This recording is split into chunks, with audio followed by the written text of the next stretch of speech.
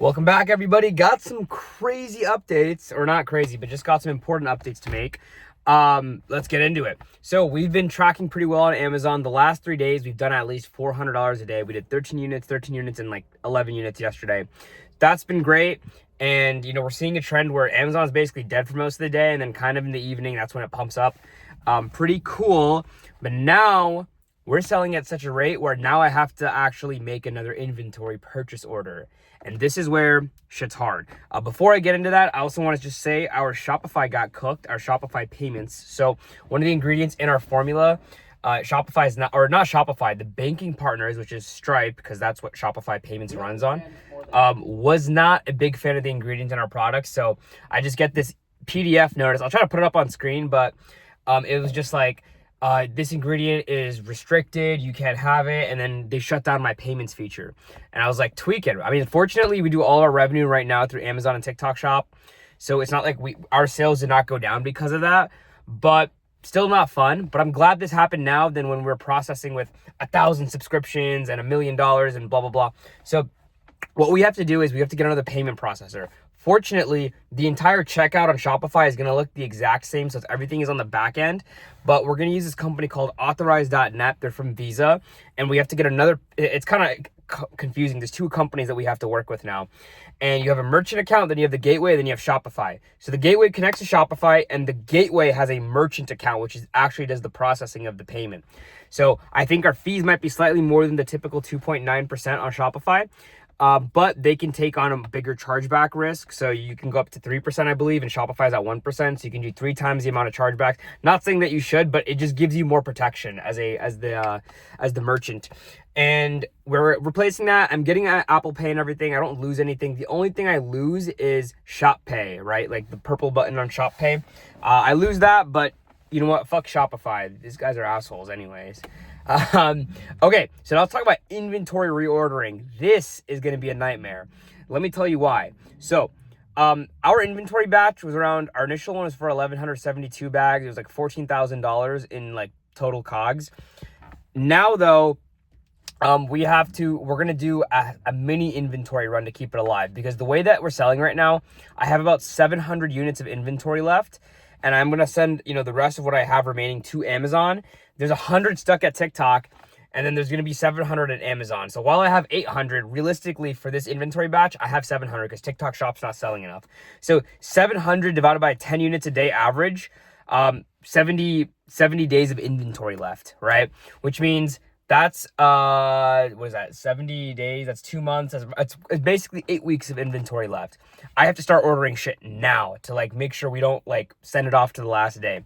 So this is a benefit and a negative. And I know I'm talking so much, guys. So if this is like too much information, let me know and I'll like talk less. But there's a bunch. I buy every material myself, right? So I'm buying the flavoring, I'm buying the monk fruit, I'm buying the stand-up pouches, everything.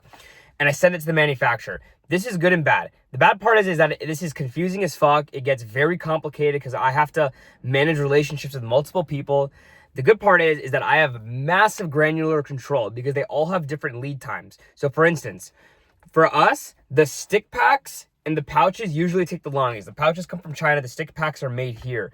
And my stick pack manufacturer is 15-minute drive from my actual powder manufacturer. So they're very located. They know each other. They're interconnected. But those guys have a 3-week lead time from when I give them the payment. And right now we don't have net 30-day terms. So our stick pack order is going to cost us, I think, like $1,800, but we have to put up 50% to get started. So that's $900 out of my pocket, right? And there's only $758 in the bank account right now, and Amazon's holding money and TikTok's holding money. So I'm only going to see the Amazon money next week. So I have to order the pouches. Anyway, what I was saying is, for instance, our sweeteners and our flavors, they're also local here, but they're faster, right? So the sweetener comes within like 2 days of me ordering it. Super fucking quick. The flavors take maybe 2 weeks, right? So what I have to do is all the stuff that takes the longest, I pay for first, and then I have to be very proactive. And as soon as I'm coming up closer to our, due dates or whatever, then I order the stuff that comes in quicker, because almost all of my shit here is located here in California and SoCal. So everybody's located close to each other. So I save, close to a week on shipping times, which is, very cool. So I have to get all this shit over to my manufacturer, and I have to order at the right times because we don't have any money. And the last thing I want to do is put it on a credit card and get myself into more credit card debt and want to fucking off myself, bro. So I have to time this right because I do not want to go out of stock.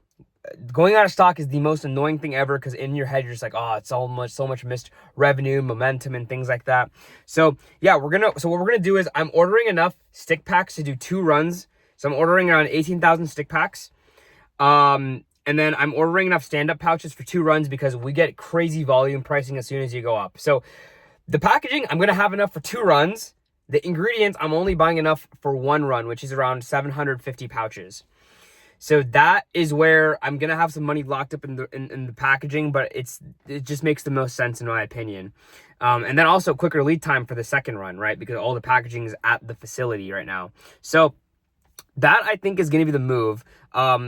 You know, my velvet bean comes locally, flavors come locally, and then also what's cool is my manufacturer, the one that makes the powder, he has like 5 of the ingredients that we need, like citric acid, sea salt, stuff that's used in every fucking, you know, formula, they have on hand in bulk. So I don't need to worry about ordering those. I just have, you know, and then we also have ingredients from the last run that we have to use up. So the plan is we're getting another 750 units of mood juice, and then we're going to send that off, and, you know, we're going to sell through that slowly, and then we're going to do another 750 units of mood juice, sell through it, and have profit, and hopefully we can start doing bigger and bigger runs and scaling up. The tough thing is that it's hard for me to do, you know, the TikTok shop or the social media and stuff like that because Amazon is just eating up our sales right now, and it's just selling through. Good problem to have, though, so I'm not complaining. And like I said, this is stressful because I want to stay in stock, but you have to thank God because literally a month ago, I don't know if I was going to sell 1 unit or get through this batch. So my partner's calling me right now, so I got to go. Appreciate all you guys. Like, comment, and subscribe. I hope you guys enjoy these updates. And if you have any questions about starting a brand or anything, just drop them below. I need video ideas to make because I know you guys don't only want to hear me talk about my brand. I want to help you guys out. So appreciate it, guys. See ya.